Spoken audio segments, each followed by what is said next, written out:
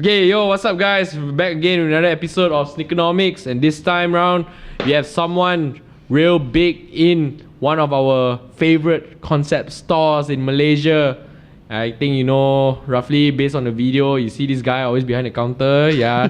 Okay, so today we're gonna talk to someone from Crossover.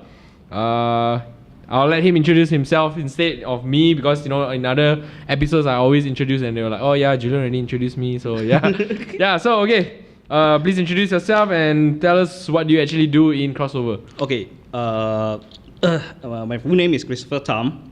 Okay. Hello, bro. Normally they call me Chris lah. Okay, just be honest. That is the short name. Yeah. Okay, so I work for Crossover and I'm handling more towards the operation department side lah. So when you come to all the retail or whatever, normally you come to the store. I'll be there lah. Normally I'll be there here and there, Mid Valley or whatever. So I'll be around handling most of the stuff for the operation side. Okay. So I do some, I do some buying stuff. So small, a bit here and there, but marketing stuff. Also. So you mean buying stuff is more like the merchandising side? Yes. So you choose what to bring into Crossover? Kind of. We'll go that in detail later. Okay, we go in detail later. Okay. Anyway, so tell us how you actually started working in Crossover, and how long has it been already? Okay. Crossover has been like, let me think. Okay, Crossover started like 2005. All right.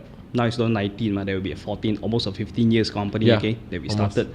So it's all the way back from Johor actually. When we started off, it's really based on what we really want. When my boss like James started off, what you gonna ask him like.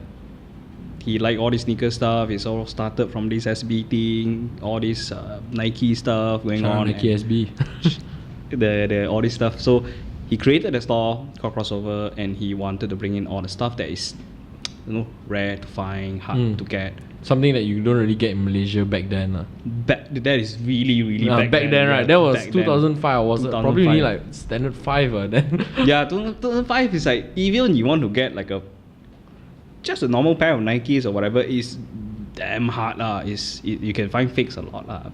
Yeah, back then lah, right? Yes. Yeah, Sungai Wang or Tapao. Yeah. Until now also actually still got a lot. Yes, but just be honest, that is still there. Yeah, that's their main business point, right? Yeah, but actually, how long you started working? How do you get into Crossover, and how long you already work in Crossover? Okay, so when the whole thing started, I was studying, of course. I'm still young. Okay, I'm not that old. Okay.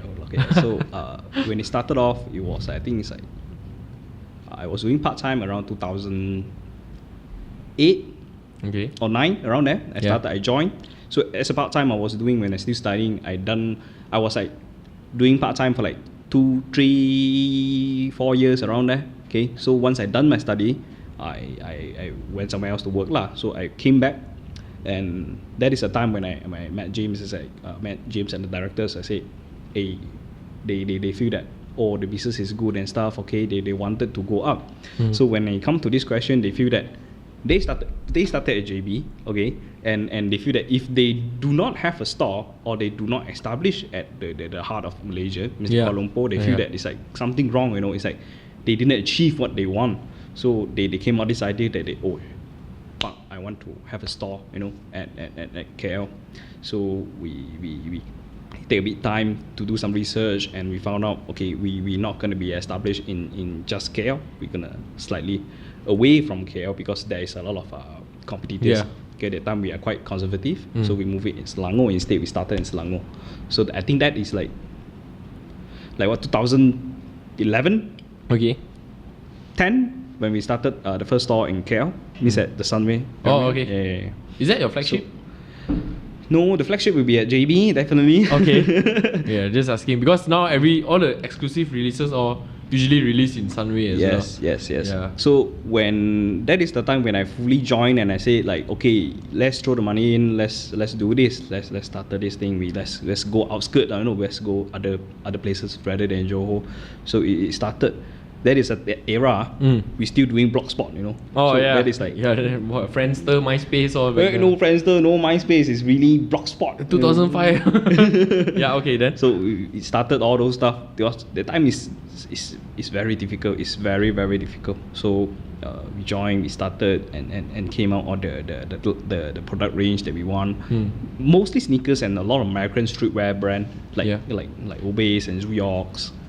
Billabong. Billabong. Okay. That was big back then, man. Yeah, we had Billabong last time. And Billabong and crossover, man. That's a rare sight. That is the early time, you know. Yeah. Yeah, those are the stuff that we used to carry, especially Obey. Okay. The t-shirt 50-50, you know. That is the thing where it started off. So I joined. Okay, so basically your job scope in crossover, you handle almost the entire operations part, right? And the buying part. Not really also, because when you come to a company, when you come to a retail company, there will be definitely having a lot of different category. You need accountants, you need FCs, you need CFOs. So which do you handle the most? I mean, I'm more towards Heavily influenced. Yeah. I'm more towards the operation. Alright. Because I personally feel that when you come to a retail, let's compare. When you come to a store that's full of people that don't know stuff, I don't know, some of the fellas, they hired some foreigners to work. Yeah. Some company, they used to hire some Indonesians and people that they really come, you know, they just work. They don't really care about the they go there for the money. Yeah, they go there not for the money. really for so the brand. When you come to that point of view and the retail itself, I quite insisted I want to be in retail instead. I want to meet the people. I want to talk to the people. So that is what I like to do customer service. I mean, that is where it comes from when the whole culture thing started. It's supposed to be like that. Since when retail meant to be all foreign workers or Bangladeshis? I mean, you can't really relate. You cannot connect with them. Yes. For them, it's like I give you money and do the job. Somewhat like language barrier and stuff like that, right? So I am handling more towards to the retail and mostly towards like all the promotion at behind. Like when it comes to retail, they had, like I said, they will be having marketing, they're having PRs, they're having accountants, they're having like content writers, photographers. They are the one that amateurizers also. They will be the one that calculate the budgets and stuff like that.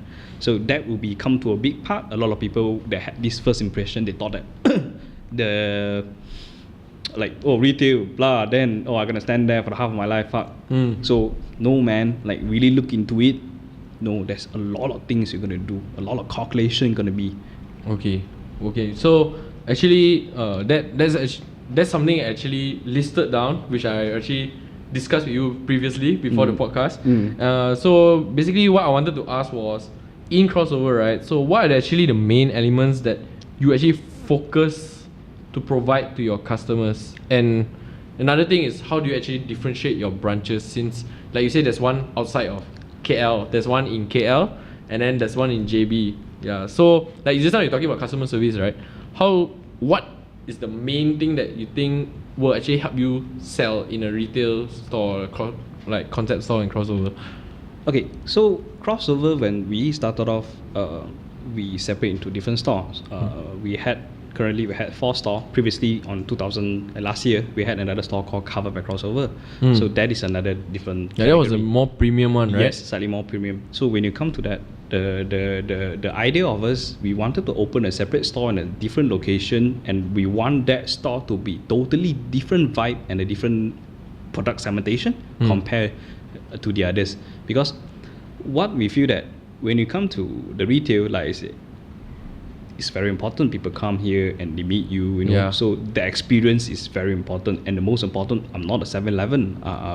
We want to be a special thing. Let's say you try to get this, you need to go to a certain place. You're going to get a certain, like let's say you're going for the certain releases for Adidas, you need to go to Mid Valley. If you're looking for certain Converse releases, you need to go to Sunway. So that is what we separated out. We want to have a different experience when it comes to retailing. Okay. So even the design also, you will feel that slightly different. And the elements that we try to implement is like really based on experience. The retail experience that we provide to you, the product segmentation that we provide to you is quite different. If you look at it, actually it's quite different, especially the one that we tried it out.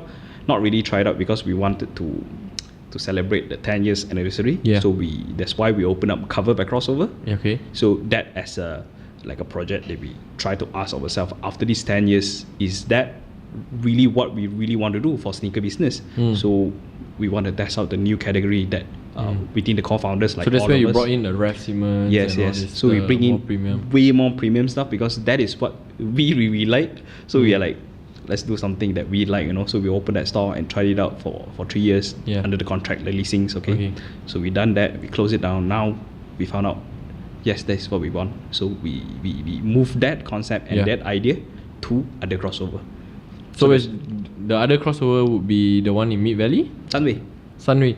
But the Sunway one is like a little much brighter, right? Yeah. Compared to the cover back then, right? Yes, yes. I still remember last time I used to go to cover, right? The one thing that I really liked when I see Stressful, going in there was everyone like wearing like different kind of hats. Like like Jam, like he wears the the fedoras. big fedoras and the big one, like those like scarecrows were very not the straw one, but it's very different, So it's like when you go in, it's like, wow, these people who work here really like dress up. So I mean, does even like dressing of your own stuff a requirement in like each of your different stores? Since like you say Sunway is more premium, then Cover is like atas like brand and all. Yes. So when we wanted to do this premium category, we was like, okay, a lot of things we're gonna look into: the staff, the quality of the staff, the product range, and the presentation of the vibe of the store. So when I don't know whether you guys still remember Cover, like the first time you went in. I still remember Cover. Yeah, it's dark. It's really dark. It's really very woody, very metal, very vintage. Yes. A lot of people like it. We like it. We totally love it. I like it. I like it. Yeah, we totally love it. Just that later on when we found out the environment, the ambience is nice, but when it comes to the general public, they might feel that a bit stressful. They feel that a bit like they cannot accept it. Yeah, they might not able to accept. Like, hey, what are they selling? Like, what is this store about? Wow, like so premium. Like, wow. So we wanted later on after we restructure the whole thing, we want to combine the concept that we want, and we open up this brighter concept. We want it to be like a showroom. We want it to be clean, tidy. The moment you walk in, you know what you want. The moment you come in, you know what we offer. You know what kind of category we are looking into. So we want to separate us from the mass into the niche, and the product range segmentation, just be honest, is very straightforward. Yeah, that is what we so separate. your main now is in JB, but the new concept is in Sunway. Yeah. Alright. So I for whoever who did not get it, try to listen back to it, because I used to work in another company before this who had like merchandising and such as well. So I understand it more, but if you don't understand it, just replay it, and when you listen it properly, you actually would understand. Because today, why I brought Chris over was to actually educate our listeners on how a retail store works, especially like crossover and like other concept stores around Malaysia. So yeah, I mean, just if you don't understand, just just pull back that play button a little, that dot there. Yeah. Okay. Anyways, besides all the product segmentation, thanks for telling us like how you differentiate your stores according to concept and your projects. I and don't such, know whether right? it's right or not, but yeah. Yeah, I mean, you know, like, I mean, you're the head of the operations, what? Okay, anyway, so for you, in terms of operation or even like running the store, because I see you always usually behind the counter, like helping out your colleagues and stuff, right? So what actually some of the challenges and actually the benefits of your work? The challenge most important is what should I say? The customers, actually, the behavior of what they look into, because it's like they can't do a differentiate in between the product segmentation that we try to provide. We try to do that, but could you give an example? Yes, like on that? There is a lot of people, they come to the store and look at me and say, hey, do you guys sell Jordans and stuff?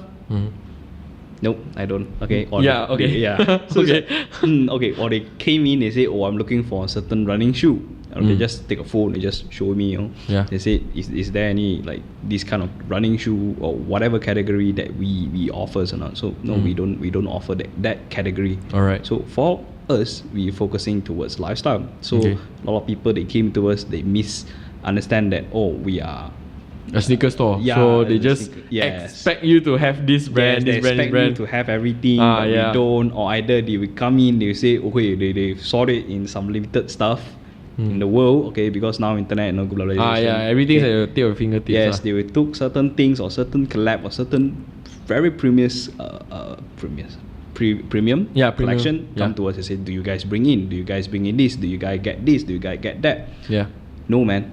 It's like, it's not going to be 100%. We try to get our hands on it by using the proper way to getting the product. Yeah. But when you come to random case like that, no, man, it is not going to happen, because they need to understand how the brands work in Malaysia, how the brand will force us, how the brand will do their trading, like Nike, how they're dealing with Nike, how the Adidas gonna handle their trading. Yeah. So, and how do they separate their dealers in all around Malaysia. Yeah. So this is all the things that they might need to understand a little bit more.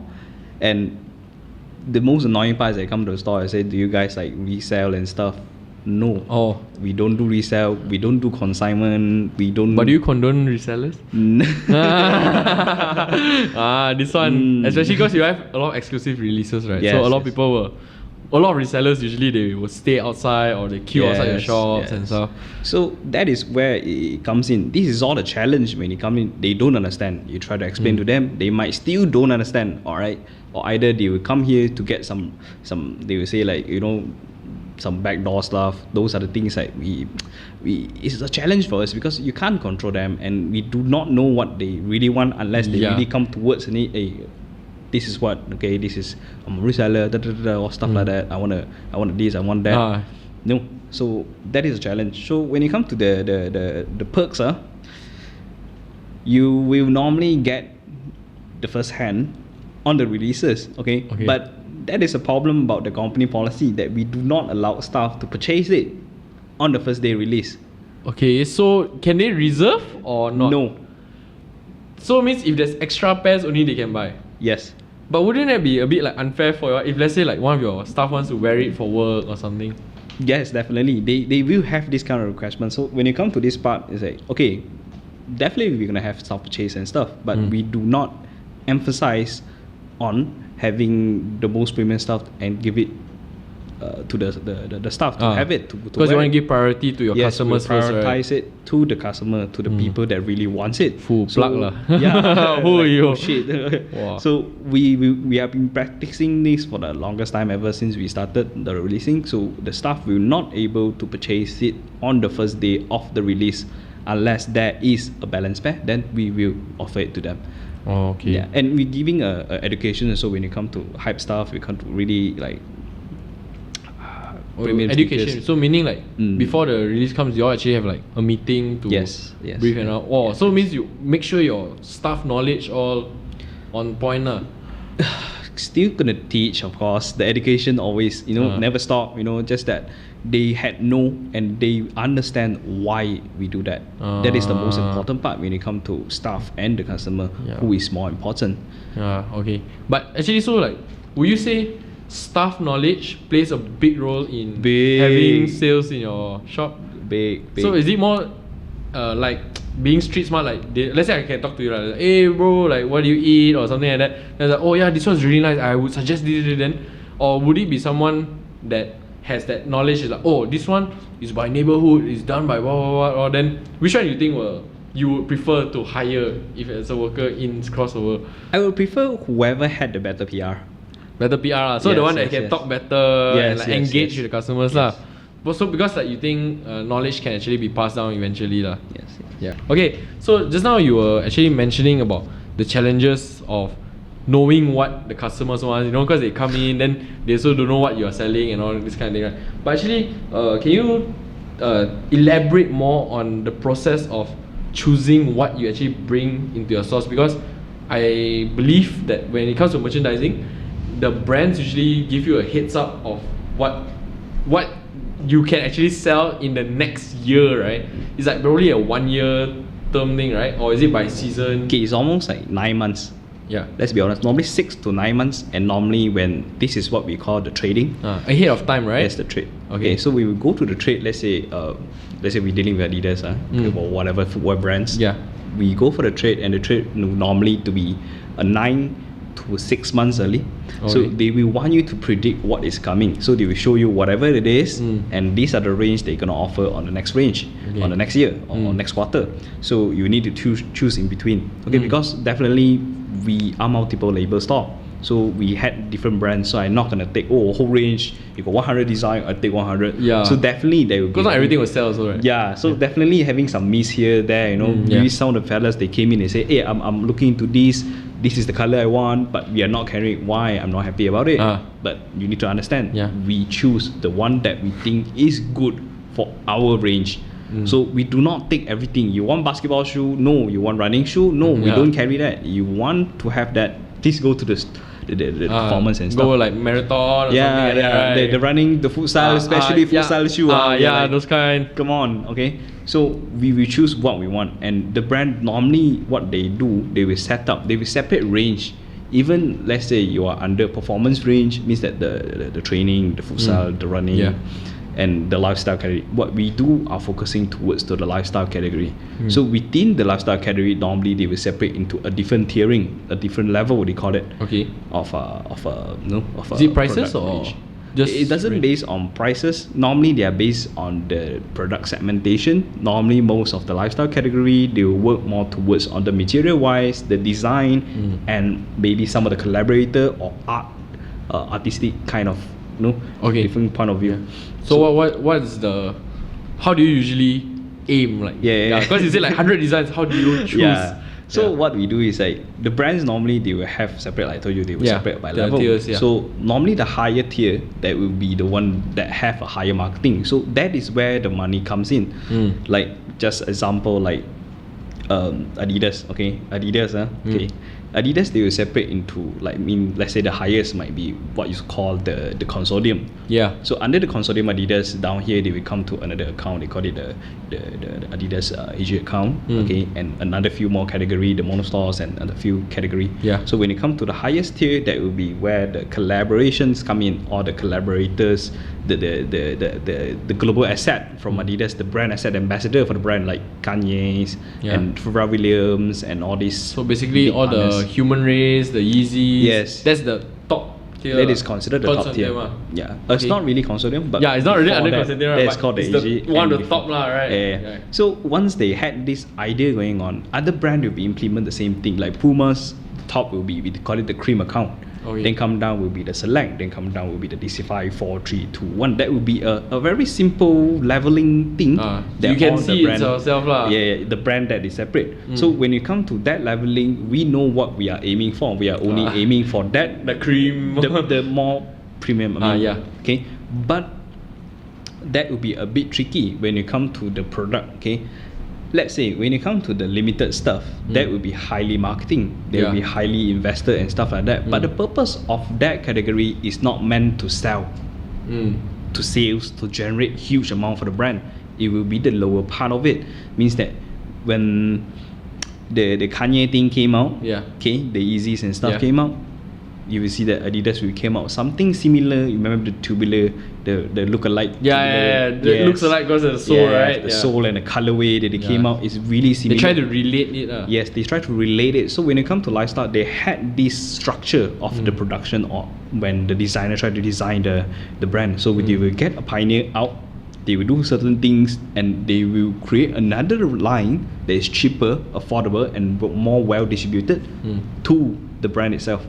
So the people, they need to understand what is this segmentation. They may not need to know, but they need to have a hang of it. Like I mean, I think they also can roughly see, like Yeezy's the top. Then after that, the bottom maybe like slightly like Ultra Boost. Then after that, below is something like Top Foam or something. So sometimes they will had those very small project came out, a very small pop up, like those, like let's say suddenly they came out recently. There was a big thing about this Daniel Arsham's the Futurecraft and 4D that stuff. was nice, man. So some people will get mixed up. Those are performance shoe. I can get that Ultra Boost in the running shoe, in a running store, in Adidas performance store. So why they came out this as in a lifestyle category. So those are what Adidas are trying to relate it to, because that is what they trying to do. They are a sportwear company, and they don't make casual shoes. They want to relate it the sport, the technology and the ideology. Like tech wear kind of thing lah. So they want to move into athletic stuff. They want people to move. They want people to exercise and stuff. So it brings along the whole brand's direction. So they try to fuse it together. Yes. They want people to wear the shoe as lifestyle, at the same time go do sports. It's like how Ultra Boost back then. Yes. Everyone was wearing like lifestyle shoe. No one's even running in it. Barely, right? Yeah. So they want related to that and make people to run with it so they can push whatever they're gonna came out for the performance line. Okay. So that is when it comes to the business, that is what they're trying to do. So it's a tier thing lah. So okay, so like you said, example like Adidas, right? Because you say like Consortium's at the top, or like say Yeezy's around at the top, right? So is there a requirement for a store? Because I bet they won't let you just take the top and then you don't take the bottom, right? So is there like, or maybe you must take this lower tier one, maybe like 500, like MOQ. MOQ is minimum order quantity by the way. Yeah, just in case you guys are wondering, like, wow, all these terms and all. So is there such thing? Like you have to take the lower tier just to reach. So can you give us an example, maybe just for when it comes to the brand, they will definitely, you're not gonna just sell whatever is best for them. You will need to contribute a certain range of the brand. So let's say, in order to get Yeezys, in order to get whatever premium shoe, you will need to commit a certain amount of investment to the brand, so that you are able to allocate it to a certain stuff, to allocate it to a certain category of premium releases. So that amount normally we are looking into, let's say in 1 or 2 quarters, there will be 6 months. That will be easily more than a few million. Normally more than 2. Wait, so meaning like you invest usually around 2 million? More than that. A quarter? It depends. 1 to 2 quarters, it depends. But it's usually around 7 figures. Few millions. Wow. Yeah, few millions. So that is a tough part when you come to, you are doing a buy, you're doing a merchandise, you're doing a trade. That is the part when the brand gonna stress you out. They will come to you and say, you're gonna invest to a certain amount so that we can work more closely to you. To know like you're loyal to them in that sense. In a way that is how the business works. So it really will really stress out most of the company, because if we just focus on what it is selling, no problem for that. But when you come to a point that you need to spend to a certain amount, without millions, a few millions to a certain brand, that is tough, and you do not know. Like I said, that is 9 to 6 months ahead. Yeah, you can't expect, right? Like the trend keeps on coming and going. Like just look at the NMD thing. The NMD when we are doing the trading for NMD, I think it's 2 years ago when we do it. Most of the dealers like us, we are like skeptical. We are like, it's nice, but look, I got Lego at the side. They got a chunk thing. Then we are like asking ourselves, okay, we spent quite a huge amount for this thing. It's like, can it sell or not? Will the market react to it or not? Will the market accept this kind of design and stuff or not? Well, there's a lot of money on the line, right? Then we are like, okay, let's do it. Let's work something, trust the brand and stuff like that. We do our own sacrifice. Those are the budget that we invested to, So we done the buy, and the NMD came. Bam! A huge commercial success. It's crazy, man. My mom even will ask me, do you know the shoe with the wow, thing? Even your mom. Wow, like, Boost really changed the stickers game. That thing really had a really big impact to what Adidas can do. So right after that, a lot of dealers like us, we are still thinking, I think this range should be able to continue maybe for a few more seasons, a few more quarters, correct? But after, I think it's like 6, 7 months, around there, half a year, almost a year. Because of the direction of the brand, I think they came out too much color. They're milking it also, right? So the whole range, it literally collapsed. So what we end up in, you ask me, do I still stock in NMDs? Yes, I do still stock in NMDs, and they are still doing quite alright. Just that as not crazy as not as fast the sales. So that is the problem. Let's say if you did the same forecast 6 to 9 months later, and that is what you're expecting doing great as before, you are literally fucked up, man. That is a few million stuck there. What's the can you share with us, like, what's the MOQ for NMDs at least that you have to take last time just to maybe get to Yeezy? I think that's a requirement, right? Like NMDs, you need at least this much, or maybe even like something lower, maybe like a Zags Flux. Okay, you need like 300 ZX Flux to reach. Normally they base on amount, so we don't really look at the pairs. I think the pairs will be easily just for NMDs. I think just for one article should be around a few thousand pairs. But when you come to one colorway. No. It's like they had a pack. They had a the range, whole pack yeah, lah. the So, whole okay. range, a few thousand pairs for a few colors, the SKU. But I mean, talking about just for one particular stock article means that NMD. Maybe you got 10 colors or 12 colors. That would be a few thousand, maybe a few hundreds. But it really depends on the amount because NMD certain like the prime need will be 1,000. I think that time was selling like 900 or 800 bucks. But in the mass would be like 600. Yes. So the pricing there is you'll be really they will differentiate it. Okay. So when we're doing deal, we are more looking into the amount of the the money, the investment rather than how many pairs because that is quite difficult to. So you think like this pair, I think we buy this pack, then about 3,000 pairs, we can make around this much. Then maybe this one will sell a lot more, is it? No, that will be really depend on the inventory. So let's say this is another business thing. So let's say when we are looking into, we want to earn, let's say 300,000 sales. Okay, we talk about all sales amount RRPs. Sales amount, I want to do 300,000. So I need to prepare at least maybe around like a 900,000 or maybe 1.2 million stocks to support that sales because when it comes to shoes and stuff, you need to know that having the sizes. Yeah. They got size problem there. Yeah, you must see also, right? Like so when let's say just one single size fucked up or whatever size you place in the ratio wrong, thank you. You kiss this shit goodbye, man. It's like let's say it's a man's shoes, you order in women's sizes. Like let's say a men's size, then UK 6. So so those are the things will affect to the outcome of the result for the business as well. So it's quite tough. So when you come to a store, invest how many pairs? A store should be looking into around 2 mil for a quarter or 2 quarter. So that is a consistent inventory that a store need to keep on remain. So mean the capitals must be damn huge as well. It's a very tough. It's a tough world out there. We can just conclude to that. So that is quite a big. So when you got more stores, then you need to commit more quantities. Yeah. So the more stores you open, the quantities keep on increasing. All the brands will come to you and say, oh, you guys maybe you guys got 10 doors, you got 20 stores. We will push up to that quantity and that inventory to your store. So that you need to do a proper decision whether you're gonna take it or leave it. Okay, so actually just now, because I still trying to dig lah. Like actually, so because you were talking about the different tiers, right? Then I said like the MOQ, how you get the easy one. Okay, so I'm just gonna ask straight. How did Crossover actually get that easy tier? That tiering, right? Yeah. Okay. It's really like depend on the brand. Okay. I can't say much, but I'm gonna share a little bit lah. Okay. So it's really depend on the brand first of all. Adidas whether they had this account available or not.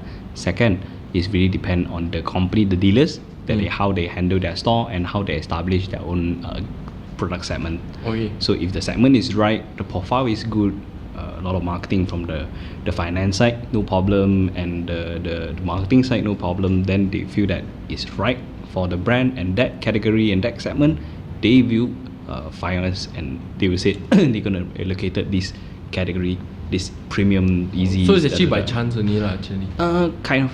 It's really chance. It's really. So it's like they say, Crossover, very lifestyle. A lot of people go here for this and that. Then they like, I think this is the right store to put Yeezys inside. Then they only give you lah. Yes.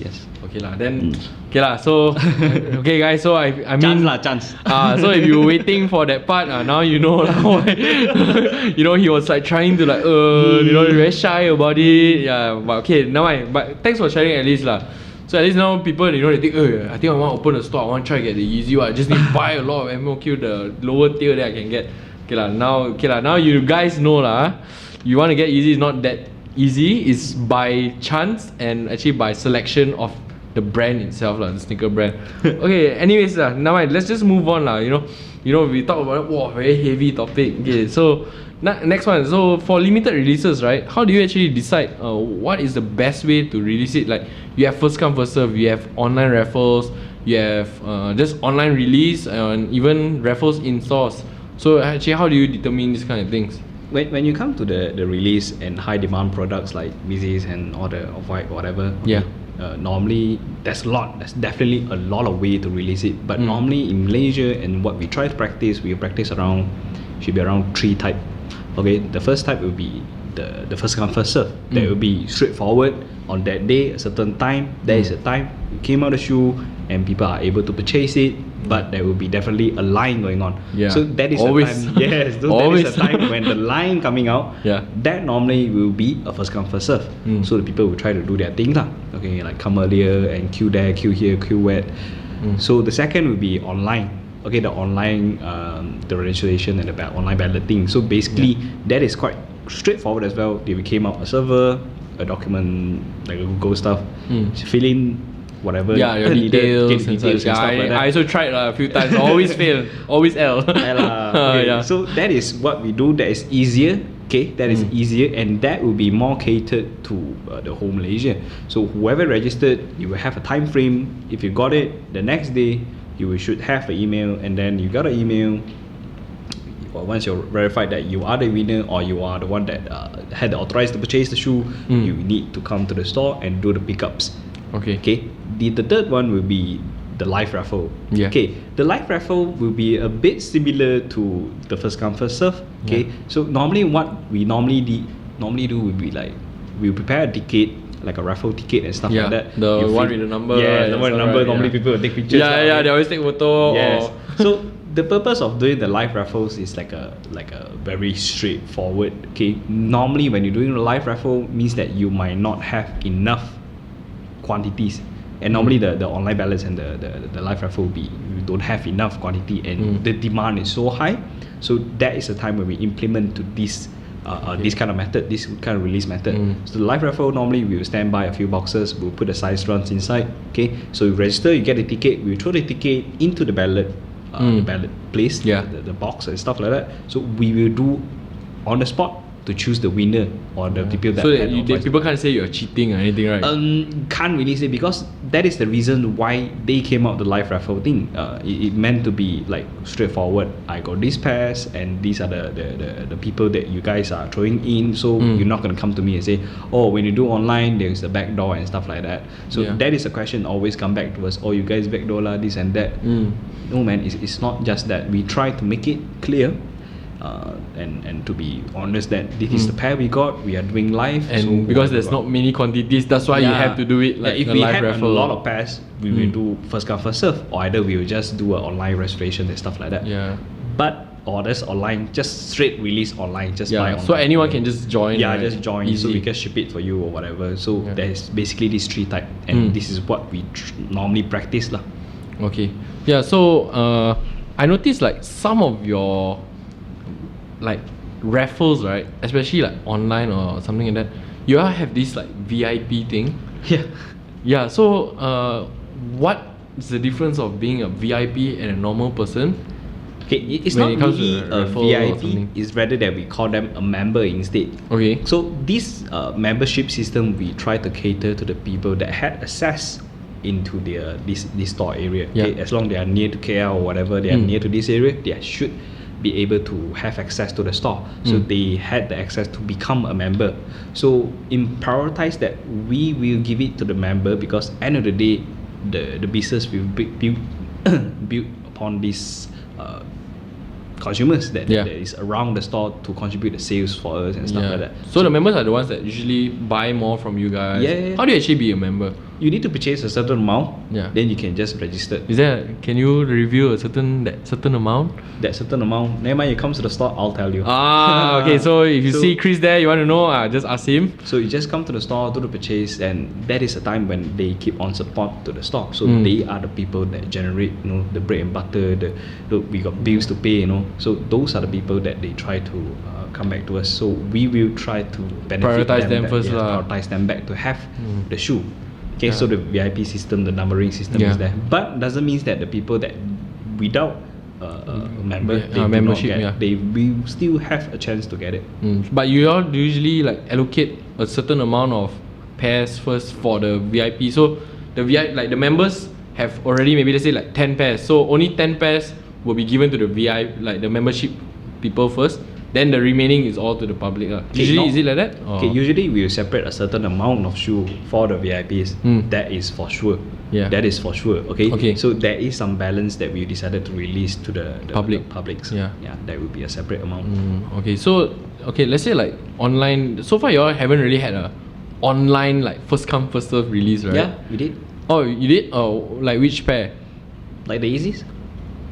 There was? Yeah. I thought it was always like you need to sign up. Like even the Sesame and all was. Nope. Oh no, it was first come first serve. We did before, and there is a few release for like what is it? I saw the Morph. I know the Morph was the a Morph, first come first serve. A Morph we did it. Yeah. And I think the I don't remember. There's a few that we did. Yeah. Anyways, yeah. Besides, so the shoe actually is not really what I wanted to know, but actually more like because of first come first serve, right? You know, I mean, I bet you've heard of bots, right? Yes. Yeah. So have you ever encountered any bots through your website just to cop a pair of shoes on your website? So far from our team, they had referred that there is some certain crash when they are having a certain shoe release or whatever. There is a crash and there is an unknown reason about it. I think he also like he did say it might be this issue, but so far we do not like verify whether it is a bot or not. So we do have a certain issue that might have the same person and he's buying a multiple pairs. So what we found out, we will just cancel. We just cancel. Also, you guys actually go through your orders and see if it's the same address, same name, then you just cancel. But most of the time shouldn't be a problem. Rarely lah. Rarely. Okay lah. I mean that's kind of good. So okay guys, if you want to try first come first serve releases on Crossover, what's the website? CrossoverConceptStore.com. Yes. Yeah. Okay, you even can follow them on IG, which is Crossover Concept Store, where they post like a lot of lifestyle photos. Quite nice, man. High quality photos, man. Yeah. Okay. Anyways, moving on from that, this is where the fun part comes in. Okay. So Crossover, we all know that they had a few collaborations before, like the Puma, the BOG, the Blaze of Glory, where the Velvet Twin Pack and such. So could you actually like elaborate or explain to us maybe just a simple process of how a store actually does a collaboration with a brand, a sticker brand? How to do a collab with a brand? Do the brand like reach out to you or do you reach out to the brand? Both way. Actually, it comes to a point that both of the companies like us and the brand, when they have the reason to do something, let's say it is the anniversary for certain models, and either there is a campaign or activation are going on for a certain range of products, then they've decided to do a collab. So the collab doesn't come easy also. It's really, like I said, chance. First of all, you need to have that segment, level. yes, that segment of the range. Let's say you are skaters, then you're not going to do with any skaters, right? You need to have a certain profile for certain things. So what we did, actually we did a few.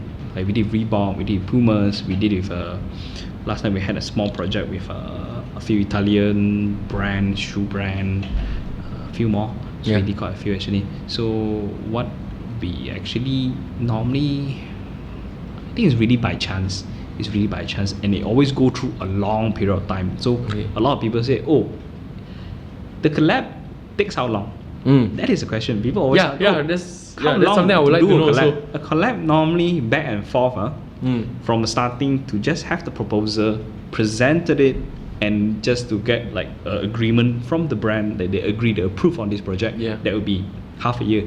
Wow. Or maybe earlier. Okay. So once they confirm they want to do this thing, okay, then we're gonna go through the design. Okay, so that's 6 months already. Yeah. And then the design? Okay, the design they were going through. So there's a certain guideline for a brand. They will have their trademark, they will have their design. Okay, like the core elements. Yes, like Nike swoosh. You're not gonna change the logo. You cannot do anything. They're not gonna put it like stripes or anything, right? The cross, right? Yeah. No, they can't do that. So you need to go through the guideline first and what kind of model. You're going to choose the model first and the guideline, what they want to do. So we've done the model, you've done the guideline, so certain things you cannot change, certain things you can. Then after that we proceed into the material. Okay, that is the most longest part. Because to confirm the color, the material, whatever material confirm, that will be a back and forth. You're going to send it to him, what is the material reference. He's going to send it back to you, what they had for that material.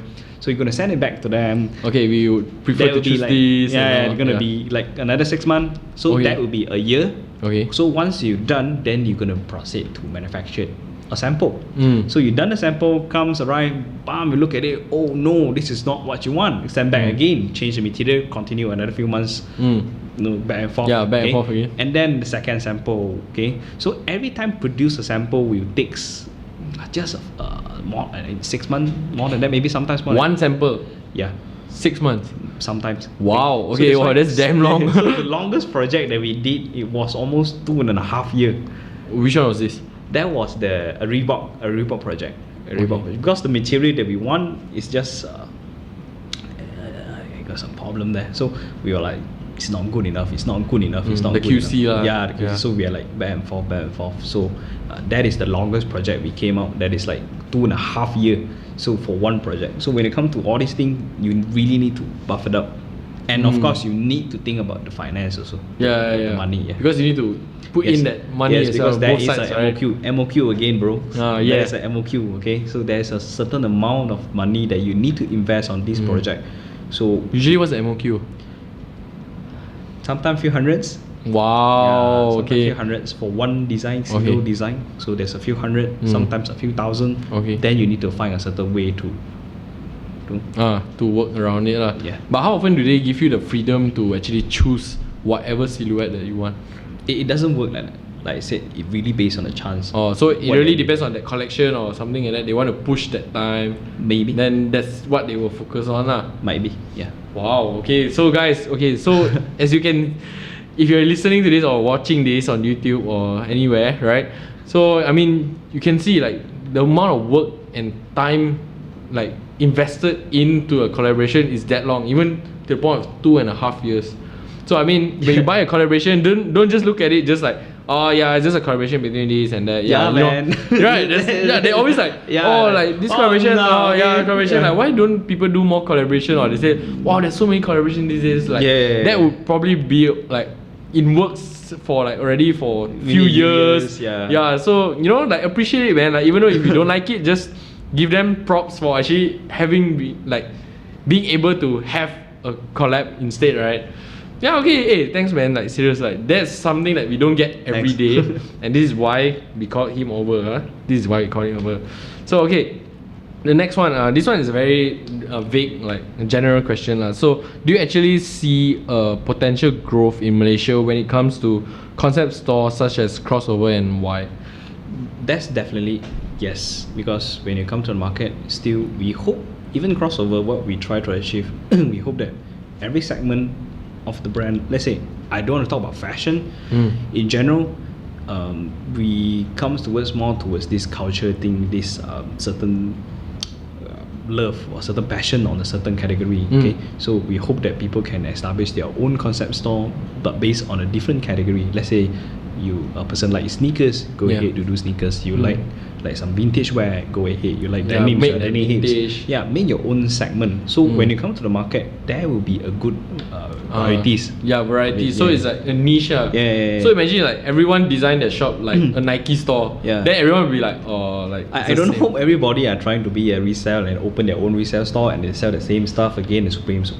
Oh, throwing shade. Yeah, but actually there's a lot of like reseller stores recently, right? Yes. In Malaysia, like I've noticed like a few, like some in Publica, some I don't know, somewhere in KL, deeper in KL. Yeah, so, but I feel that it's good definitely if they had this business going on. It's great for them, but I feel that maybe in the future they can establish more different direction for what kind of category to or what target kind of to their own niche. Yes, because everybody having their own unique uniqueness. They want to be unique and try to find a certain category to suit it. So it's like when you go to Japan, when you go to other countries, they will focus on a certain thing. So let's say you are a rock and roll fellas, okay, you really will go for the skinny jeans, the very nice panties, the vintage panties and stuff like that. You are hip hop fellas, Metallica and all this kind you of go thing. for like the big jeans. Last time it's G units and stuff like that, the babe stuff. So that is where I feel that. So that's where you think like Malaysia is lacking, and even though if like you see the growth, that is the growth. I feel that you should Malaysia. go towards that rather than we are selling the same thing. Oh yeah, because it's like every time now you go to a shop, like let's say you go to JD Sports or something, then you go to Nike, then you go to Adidas, it's mostly like a lot of the same athletic thing. stuff. So it's athletic in the stuff. end like it kind of gets a bit boring, right? Yeah, okay. So guys, if you look forward to opening a store, take note from Chris. You know, he's been in it for a long time. He's been in works of all like collaborations and dealing with all kinds of customers. You know, yeah, even like they have like random brands like Wacko Maria. That was the first time I actually heard of it because of crossover itself, and like Carhartt and all. Yeah, you guys are the main account holders of Carhartt, right? Yeah, correct. Oh yeah, man. Like, okay, so guys, you know where to head over if you need to find some hipster, you know, like not so available brands. You know, crossover is the place to be. Okay, so I mean, I think this one, you know, before we conclude everything, are there any future plans for crossover that you can share with us? Maybe like brands or maybe certain route or another concept that you're trying to pursue in the future? Okay, like I said, crossover started 2005. Yeah. Okay, now it's 2019. Yes. So there's another Long. year. Yeah. We wanted to celebrate the 15th anniversary. Yeah. So for okay. 15 years Exciting. for a sneaker brand or local sneaker company. Yeah. It's quite tough. And It's a I big feel deal. that, yeah, it's It's a a big deal. momentum for us. So Yeah. we might doing something, and we will doing something Yeah. on the coming years. Oh. So expect a bit more project going on, and a few more new brands are coming out. Definitely, we are more focused on the brands that we feel that is good for the market, or either we feel that is suitable. That Like that missing the missing part of it. So yeah. we will go towards that, and we bring in a few more new brands introduced to the market. And 15 years. Whoa. Oh, so by next year, right? 2019. now. 19. Yeah, so Another year, 2020. Yeah, 2020. So 2020 is when we will look Yeah, forward to yeah. like huge projects Yeah. and stuff. Okay. Okay, so I guess that's the end for this episode of Sneakernomics for the MassesPodcast, you know? Okay, so if you guys are wondering again, like maybe you'll be listening throughout the whole thing and then you forgot who's talking. Yeah, we have Christopher Tam from Crossover today. Just Chris. Chris, short, glamour sikit. Yeah, so he's the one that heads the operations in Crossover, in especially the KL and Selangor area. And yeah, so I hope you gain something out of this. Any last message or words to your listeners? Come, bro. Drop by, say hi. We are friendly. Really, come. Okay, like, you're friendly, you know? always behind. Yeah, Like, okay. hey, bro! Yeah, so don't be shy, you know, like, they're actually very friendly people, and he even, like, you know, like he mentioned in the podcast, if you have been listening, that, you know, he said he focuses on customer service, and, you know, he needs to connect with the customer. So, yeah, just head over, don't give them a bad time. Yeah, so, okay, in case you don't know what is crossover, if you're from overseas, or maybe from a neighboring country, or outstation, yeah, so go check out their IG, it's Crossover Concept Store. And also their website is www.crossoverconceptstore.com. You know, sometimes they'll have a random sale, you know, and sometimes, you know, you just check your wallet and to see, you know, whether you can actually make it through this sale or not. Yeah, so yeah, hey, thanks for coming over, man. Thanks, man. Yeah, you know, we appreciate it, like a lot of insights on how to do a collaboration, and you know, like releasing Yeezys, and about how you choose products and stuff like that. Yeah, actually that was a recap for you guys. Yeah. Okay, so signing out, this is Julian from Sneakernomics, and this is Chris Chris from Crossover, CEO. Okay, signing out, bye. Thanks.